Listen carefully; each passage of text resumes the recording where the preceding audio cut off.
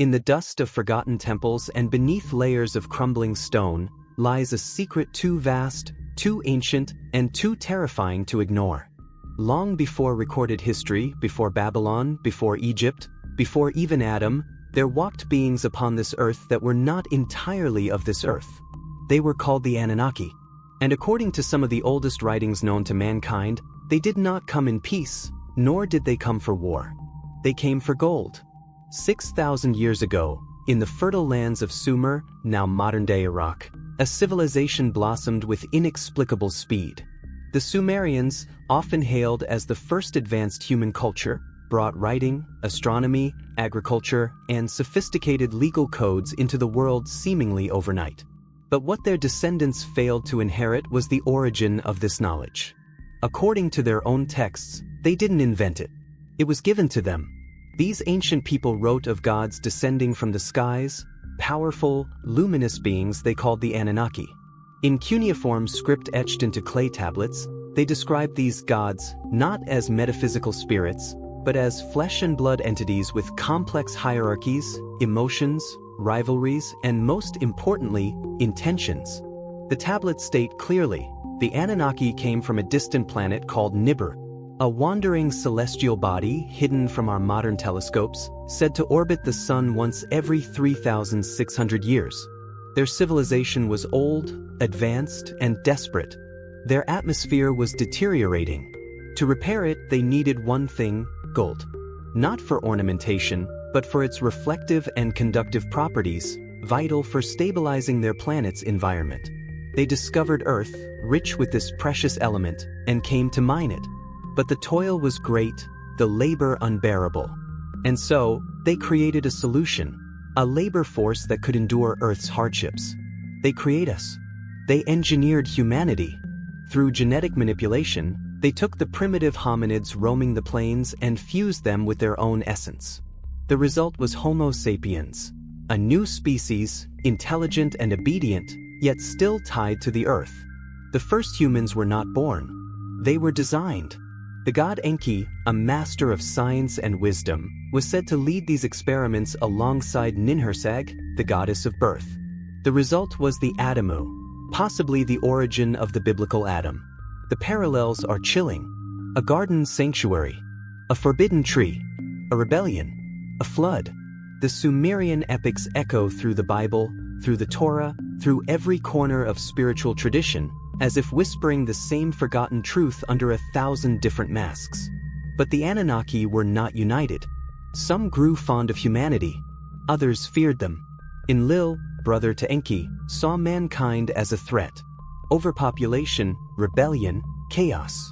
The same themes we see in the Great Flood myth, where the gods decide to wipe out humanity.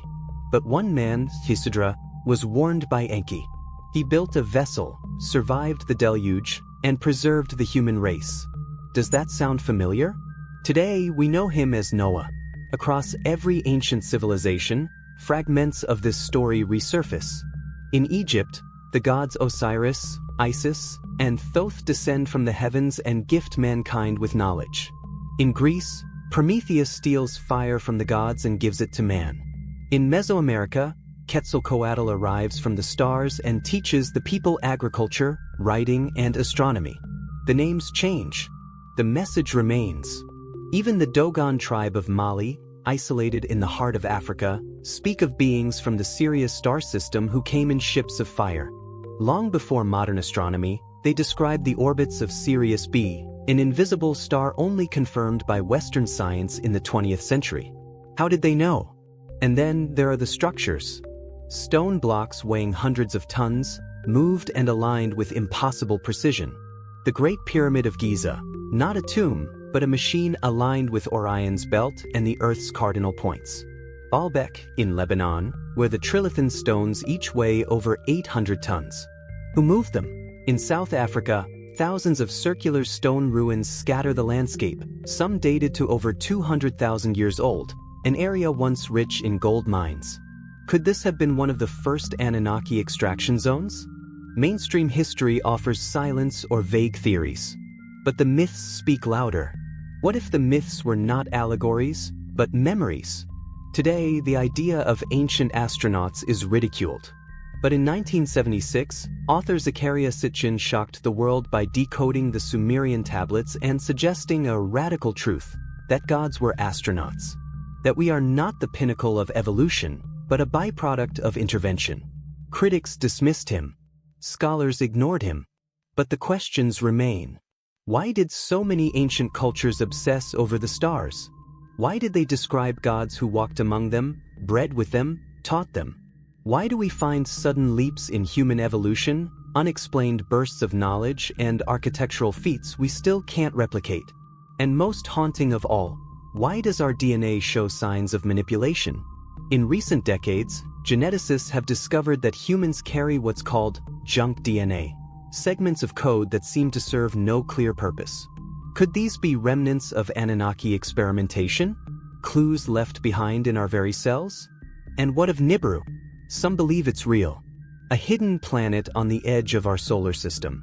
NASA itself has acknowledged the possibility of a massive, undiscovered body, Planet 9. Ancient texts say Nibiru returns every few millennia, bringing with it disruption, awakening, judgment. Could its return be near? Could the gods who made us be coming back?